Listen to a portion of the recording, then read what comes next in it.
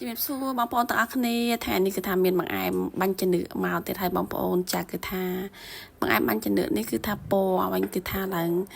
ស្អាតតែម្ដងបងប្អូនចាគឺផ្សំមកពីធម្មជាតិទេបងប្អូនចានេះគ្រឿងផ្សំរបស់ខ្ញុំសម្រាប់ធ្វើបង្អែមបាញ់ចំនួនចាគឺមានស្រកានាគមួយមកបងប្អូនដើម្បីយកពណ៌អញ្ចឹងណាបងប្អូនចាគឺខ្ញុំអត់ប្រើពណ៌លាក់ទេបងប្អូនចាម្សៅសាគូបន្តិចមកហើយនឹងស្នូលសដែកចាបងប្អូនហើយនឹងស្ករសបន្តិចមកហើយខ្ទិះដូងបន្តិចមកបងប្អូនចាគឺថាខ្ញុំធ្វើបរិមាណបន្តិចដែរបងប្អូនចាអំបិលបន្តិចមកចាដល់នេះគឺចាប់ផ្ដើមដាំទឹកធ្វើទឹកស្ករសិនបងប្អូនចាយើងដាក់ខ្ទិះដូងចូលមកបងប្អូនចាហើយខ្ញុំអត់លីសទឹកទេបងប្អូនខ្ញុំដាក់តែខ្ទិះដូងអញ្ចឹងយើងថែមអំបិលបន្តិចមកចាហើយខ្ញុំថែមជាមួយនឹងស្ករសបន្តិចមកបងប្អូនចាគឺថាបើបងប្អូនចូលចិត្តផ្អែមប្រើរៀងផ្អែមណាបងប្អូនចំណែកខ្ញុំអត់សូវចូលចិត្តផ្អែមដែរទេយើងយកមករសជាតិល្មមណាបងប្អូនចាហើយយើងកូរបន្តិចទៅដើម្បីឲ្យទឹកស្កររបស់យើងគឺរលាយបងប្អូនចាហើយថ្ងៃហ្នឹងគឺអស់ស្លឹកតើយបងប្អូនចាបងប្អូនមានស្លឹកតើយបងប្អូនប្រើស្លឹកតើយបន្តិចមកចាឥឡូវគឺថាពុះរួចរាល់ហើយកាប់ពិតបង្អែមបាញ់ចំនួនបងប្អូនខ្លះគាត់ចូលចិត្តដាក់ខ្ញីអញ្ចឹងណាចាចំណែកខ្ញុំអត់សូវចូលចិត្តអញ្ចឹងខ្ញុំក៏អត់ប្រើខ្ញីទេបងប្អូនតែបងប្អូនមានខ្ញីបងប្អូនប្រើទៅក៏បានដែរឥឡូវហ្នឹងគឺថាចាប់ផ្ដើមបន្លុញស្នូលเลยបងប្អូនចាគឺថាបាញ់ចំនួននេះថ្ងៃមុនខ្ញុំបានធ្វើស្នូលហើយម្សៅបងប្អូនចារូបមន្តដូចតែគ្នាទេណាបងប្អូនចាយើងយកសណ្ដែកអីត្រាំទុក1ម៉ោងទៅហើយយើងលាងទឹកស្អាតហើយយើងយកមកស្ងោរយើងថែមស្ករបន្តិចអំបិលបន្តិចយើងកូររហូតដាច់ទឹកទៅក៏ដួសទុកមកធ្វើជាស្នូលសណ្ដែកតែម្ដងអញ្ចឹងណាបងប្អូនចាខ្ញុំលុញទូចបងប្អូនពួកឯងខ្ញុំអត់ចង់ធ្វើនំ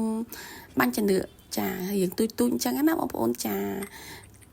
ឥឡូវហ្នឹងសឹកស្នូលសណ្ដែកបានលុញរួចរាល់ហើយគឺចាប់ផ្ដើមមកធ្វើជាមួយនឹងពណ៌ម្ដងបងប្អូនចាហើយសកានេះគឺយើងស្រើសយកពណ៌ស្វាយអញ្ចឹងមកណាបងប្អូនចាគឺខ្ញុំប្រើតែមួយជាហៀងឯងបងប្អូនពួកឯងខ្ញុំធ្វើតិចដែរអញ្ចឹងណាចាគឺញ៉ាំលក្ខណៈគ្រួសារអញ្ចឹងណាបងប្អូនចាបើសិនជាបងប្អូនចង់ញ៉ាំជាមានមិត្តភ័ក្តិមានអីមកច្រើនចាកម្មវិធីកម្មអីយើងអាចធ្វើបានណាបងប្អូនចាំបង្អែមបាញ់ចំនួនធ្វើពីសកានេះគឺពណ៌ល្អមែនតើបងប្អូនគាត់តែឃើញហ្នឹងគឺគួរឲ្យចង់ទទួលទានមែនតើហើយបាញ់ចំនួនបងប្អូនសកានេះគឺខ្ញុំប្រើមួយជាហៀងហ្នឹងគឺបាននាងចាដែរបងប្អូនចាខ្ញុំហាន់ចឹងហើយក៏យកទៅក្លុកបងប្អូនចានេះបងប្អូនក្លុករួចរាល់ហើយគឺទទួលបានទឹកសកានេះឡើងល្អមែនតើណាហើយយកមកស្រោះណាបងប្អូនចាចំណែកកត្រង់ដែលបងប្អូនស្រោះហ្នឹងគឺកត្រង់រុនទូចអញ្ចឹងណាបងប្អូនចាបើសិនជាយើងយកកត្រង់រុនធំមកស្រោះគឺអត់សូវល្អទេបងប្អូនព្រោះឲ្យខ្លាច់ដោយគ្រាប់អញ្ចឹងណាតែបើសិនជាបងប្អូនចង់ប្រើទាំងគ្រាប់ក៏បានដែរបងប្អូនចាឥឡូវហ្នឹងគឺយើងស្រោះឲ្យស្អាតចាំងមកបងប្អូនចាយើងយកតាភាកាយអញ្ចឹងទៅដើម្បីឲ្យទឹកសកានេះរបស់យើងឆាប់ហូរអញ្ចឹងណាបងប្អូនចាបើយើងអត់កាយទេគឺក្រហូរអស់ហ្នឹងបងប្អូនចាអញ្ចឹងស្កើដូចខ្ញុំអញ្ចឹងមកចានេះបងប្អូនទទួលបានទឹកសកានេះដល់ពណ៌ដ៏ល្អមែនតើណាបងប្អូនចាហើយខ្ញុំក៏ចាក់ម្សៅសាគូចូលទៅបងប្អូនចាម្សៅសាគូហ្នឹងគឺខ្ញុំចូលចិត្តប្រើម្សៅសាគូកញ្ចប់បងប្អូនពេលដែលប្រើទៅគឺល្អណាបងប្អូនចាគឺថាឆាប់រីកហើយគឺថារីកល្អមែនតើបងប្អូនហើយឡើងទន់ល្មើយបងប្អូនចាគឺអត់សាច់អត់រឹងទេ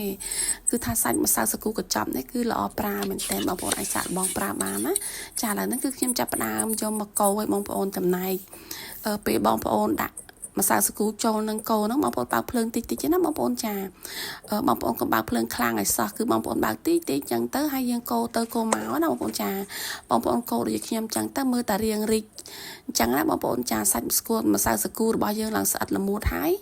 ចាយើងទុកទៅបងប្អូនចាទុកឲ្យរៀងត្រជាក់បន្តិចទៅចាំយើងយកមកលុញណាបងប្អូនបើយើងលុញតែក្តៅកំកាដែរចាបងប្អូនឃើញចាគឺស្អិតល្អមែនតើណាបងប្អូននេះឥឡូវរួចរាល់ហើយបងប្អូនចាប់ផ្ដើមដួសដាក់ចានអញ្ចឹងណាបងប្អូនចាធ្វើញ៉ាំរបៀបលក្ខណៈគ្រួសារអញ្ចឹងគឺខ្ញុំធ្វើតិចអញ្ចឹងណាបងប្អូនចាហើយបងប្អូនស្មានតាមនឹងអញ្ចឹងណាបងប្អូនចាបើសិនជាម្សៅសាគូរបស់យើងរៀងខាប់អីយើងថែមទឹកអញ្ចឹងទៅទឹកធម្មតាហ្នឹងបងប្អូនបើសិនជារៀងរាវអីពេលយើងកូរនេះយើងថែមម្សៅសាគូបានបងប្អូនចាយើងកូរទៅកូរមកទៅមកល្មមដូចខ្ញុំអញ្ចឹងទៅចាំយកមកលុញបងប្អូនចាហើយនេះគឺស្នូលសណ្ដែកហើយ នឹងម្សៅសាគូរបស់ខ្ញុំចាបងប្អូនពេលដែលលុញហ្នឹងគឺបងប្អូនកុំភ្លេចលាបទឹកបន្តិចលើដៃបងប្អូនចាដើម្បីឲ្យសាមទឹកគឺស្រួលលុញបងប្អូនចាហើយណាមួយពាក់សាមដាតកើតទៅបងប្អូនព្រោះអីស្អិតពេកចាបងប្អូនអញ្ចឹងក៏លុញនឹងដៃអញ្ចឹងទៅណាបងប្អូនចាយើងលាងដៃលាងអីស្អាតអញ្ចឹងទៅបងប្អូនចាគឺខ្ញុំលុញរបៀបទូចល្មមស្អាតណាបងប្អូនចាយកនំបាញ់ចានឿពណ៌សកានេះមិនល្អណាបងប្អូនចាគឺថាកាពិតបងប្អូនពណ៌ធម្មជាតិឲ្យតែមានពណ៌យើងយកមកធ្វើបង្អែមក៏បានដែរបងប្អូនចាគឺថាងាយយើងមិនបាច់ប្រើលក្ខទេបងប្អូនចាគឺប្រើតែផ្លែឈើហ្នឹងគឺថាពណ៌ស្អាតយកមិនអស់អញ្ចឹងណាបងប្អូនចាហើយឥឡូវហ្នឹងគឺចាប់ផ្ដើមលុញរហូតទាល់តែនំយើងអស់អញ្ចឹងណាបងប្អូនចាហើយយើងលុញហ្នឹងមានធំខ្លះទូចខ្លះទៅបងប្អូនចាយើងចង់លុញជានំអ៊ីទូចអត់ដាក់ស្នូលខ្លះទៅបងប្អូនចាហើយខ្ញុំសូមអរគុណបងប្អូនទាំងអស់គ្នាដែលបានចូលមើលវីដេអូនៅក្នុង YouTube របស់នាងខ្ញុំចឹងណាចាដែលមានឈ្មោះថាសាផនភពឆ្ងាញ់ចឹងបើបងប្អូនពេញចិត្តវីដេអូរបស់នាងខ្ញុំបងប្អូនកុំភ្លេចជួយចុចសញ្ញាកណ្ដឹងឲ្យម្នាក់មួយផងណាបងប្អូនចាឬក៏ជាវក៏បានដែរបងប្អូនដើម្បីទទួលបានវីដេអូថ្មីទៀតចាអរគុណបងប្អូនទាំងអស់គ្នា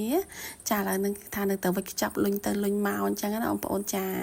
ហើយស្រួលលុញទេបងប្អូនតែយើងដាក់ទឹកតិចមកគឺថារលោងអត់មានស្អិតទេណាបងប្អូនចាហើយនំរបស់យើងហ្នឹងក៏ស្អាតទៀតចឹងណាបងប្អូនចាហើយយើងមើលទៅកុំឲ្យមានប្រហោងអីចឹងណាបងប្អូនចាបើសិនជាមានប្រហោងអីចឹងទៅក៏ចេញពេលយើងស្ងោរទៅគឺចេញម្សៅសណ្តែកក្នុងបងប្អូនចេញស្នូលមកអញ្ចឹងបងប្អូនចាប់ឲ្យចិត្តទៅហើយមើលតារៀងចិត្តឆ្អិនបងប្អូនមិនមែនថាទឹកពុះនឹងយើងដាក់ភ្លាមស្រង់ភ្លាមណាបងប្អូនចាយើងទុកមួយស្ទុះទៅយើងមើលតារៀងអណ្ដែតមកហើយមើលតែឆ្អិនណាបងប្អូនចានេះបងប្អូនឃើញទេចាគឺថាល្អមែនតែននេះបងប្អូនឆ្អិនណៃពណ៌រៀងស្លេកហ្នឹងណាចាហើយពណ៌ទៅក្រហមក្នុងឆ្នាំងដែលយើងទើបដាក់ហ្នឹងអត់ទាន់ឆ្អិនទេបងប្អូនហើយមើលតែយើងដាក់មកស្ទុះទៅពណ៌រៀងស្លេកបន្តិចគឺឆ្អិនទេបងប្អូនហើយពណ៌ស្អាតមែនតែនបងប្អូនគឺថាពណ៌នេះគឺថាមើលហើយគឺថាជាប់ចិត្តតែម្ដងបងប្អូនចាគឺខ្ញុំធ្វើមានពណ៌ពីរបីពណ៌បងប្អូនចាគឺខ្ញុំធ្វើនំបាញ់ចានឿហ្នឹងគឺខ្ញុំមើលធ្វើមានពណ៌ស្លឹកតយផងពណ៌សកានៀកផងចាហើយនឹងម្សៅសាគូយើងធម្មតាផងអញ្ចឹងណាបងប្អូនចានេះរួចរាល់ហើយបងប្អូនយើងដួសដាក់ត្រាំទឹកត្រជាក់អញ្ចឹងមកណាបងប្អូនចាហើយពណ៌ស្អាតណាស់បងប្អូនឃើញទេចាគឺថាឡើងក្រហមល្អមែនតែនតែម្ដងណាហើយសាច់ម្សៅសាគូរបស់យើងនិងស្នូលរបស់យើងនឹងគឺថាពេលដែលខាំពេលដែលយើងហូបបងប្អូនចាគឺថាឡើងទុនល្មើចូលគ្នាតែម្ដងហើយផ្សំនឹងខ្ទិះដូងរបស់យើងឈ្ងុយទៀតចឹងណាបងប្អូនចាបងប្អូនឃើញទេពេលដែលយើងញ៉ាំហ្នឹងយើងដាក់ល្ងរយតិចអីមកបងប្អូននិយាយពីថាឆ្ងាញ់តែម្ដងបងប្អូនចាគឺថាសាច់ម្សៅសាគូរបស់យើងឡើងស្វិតតែបងប្អូនស្វិតហ្នឹងគឺស្វិតឆ្ងាញ់ណាបងប្អូនចាហើយស្តែកយើងញ៉ាំទៅចាំស្តែកតិចចឹងមកបងប្អូនគឺថាជាប់ចិត្តតែម្ដងកុំភ្លេចធ្វើហូបទាំងអស់គ្នាណាបងប្អូនចានំបាញ់ចានឿចាធ្វើអំពីផ្លែស្រកានាគអរគុណបងប្អូនទាំងអស់គ្នា